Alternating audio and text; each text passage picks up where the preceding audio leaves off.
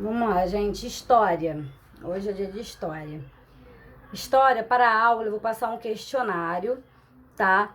Da página 386 até a página 388, ok? O questionário vai estar lá, porque nós já lemos sobre isso na aula passada.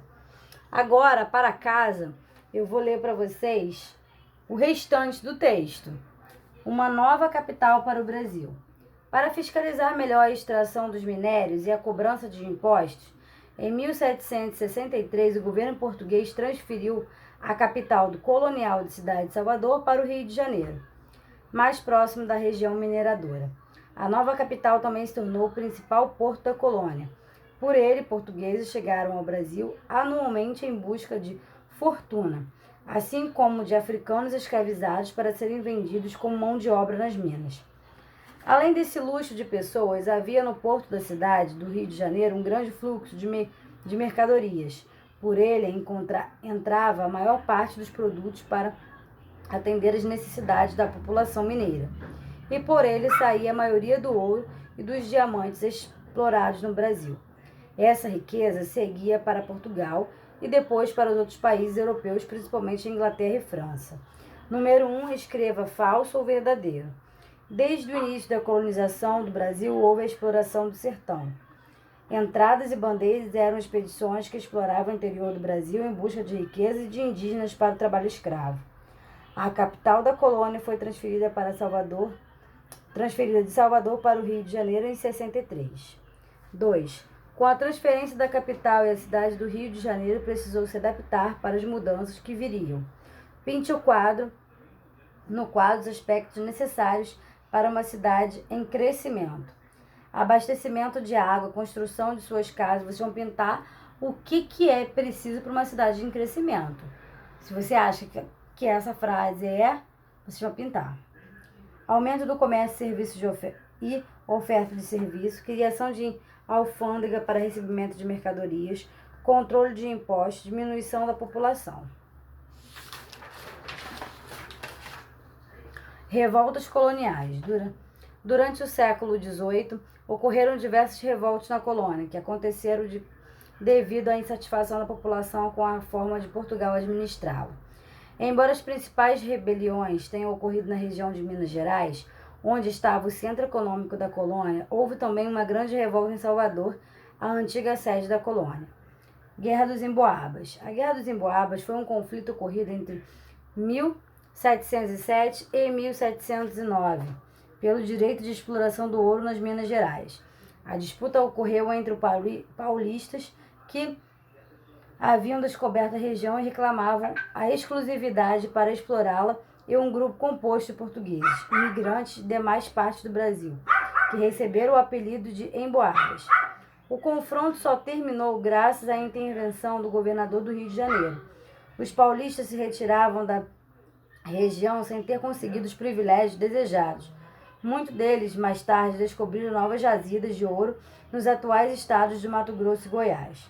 Revolta de Vila Rica.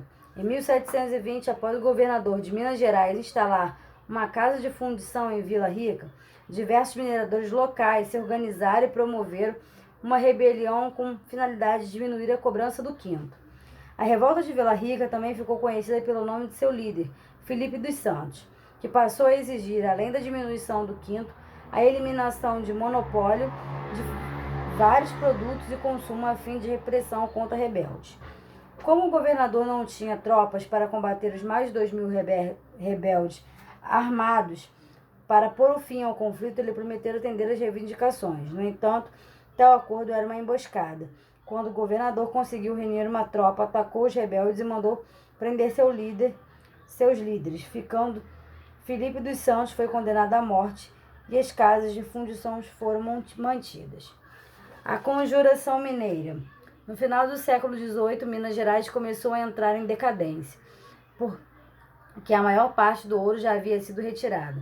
Mesmo assim, os proprietários das minas eram obrigados a pagar altos impostos ao governo português. Assim, em 1789, foi organizado em Vila Rica um movimento para libertar a região do domínio de Portugal.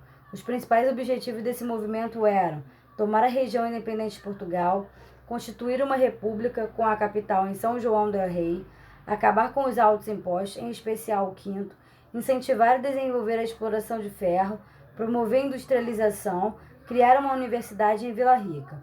O movimento foi contido pelo governo de Minas Gerais. Todos os participantes da Conjuração Mineira foram presos, julgados e até condenados à morte. Mas somente um deles, Joaquim José da Silva Xavier, apelidado de Tiradentes, foi morto em 21 de abril de 1792. Ele foi enforcado. As autoridades esperavam que a morte dele servisse de exemplo para aqueles que pretendiam se rebelar contra a coroa portuguesa. Aí nós temos o nosso Tiradentes. A Conjuração Baiana. A transferência da capital para o Rio de Janeiro em 1763 acarretou a perda de recursos destinados à cidade de Salvador. Além disso, os impostos aumentaram, piorando muito as condições de vida da população. Nessa situação, ideias revolucionárias foram surgindo e o médico Cipriano Barata organizou a população mais humilde. Escravos, pequenos camponeses, ex-escravos, comerciantes, artesãos, religiosos, soldados e alfaiates, para difundir mensagens contrárias ao governo. Percebendo o perigo de uma organização popular em grande escala, o rei de Portugal conseguiu prender a maioria dos envolvidos. Os revoltosos mais pobres foram condenados à morte, enquanto os intelectuais e os mais ricos foram absorvidos pela coroa portuguesa. Aí, para casa, vocês vão fazer esse exercício. Número 1, porque os mineiros ficaram descontentes com Portugal.